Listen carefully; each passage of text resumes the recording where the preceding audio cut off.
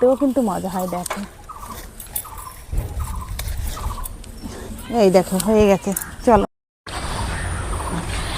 Hello বন্ধুরা, দেখো আজকে কিন্তু একদম মেঘ মেঘ করছে, তো চিন্তা করছি যে কি করি একটু ভাজা ভাজা খেতে ইচ্ছে করছে। তো দেখো আমাদের গাছে কিন্তু কি সুন্দর ফুল ফুটেছে। দেখো তো আমি এটা দিয়ে কিন্তু আজকে আমি একদম ঝাল ঝাল করে কিন্তু বড়া করবো, কেননা মেঘ মেঘ করছে, ঝাল ঝাল করে করলে কিন্তু মুখে রুচি হবে। আমি এইভাবে করে নিচ্ছি। এই দেখো এইভাবে। দেখো বন্ধুরা, প্রথমে কিন্তু চালের গুঁড়ো দিয়ে দিচ্ছি, নুন দিয়ে দিলাম, এদিকে দেখো জিরার গুঁড়ো দিয়ে দিলাম। এক এক করে মাখিয়ে নেবো। এই পিস ওই পিস করে কিন্তু এই দেখো ভরিয়ে নিলাম।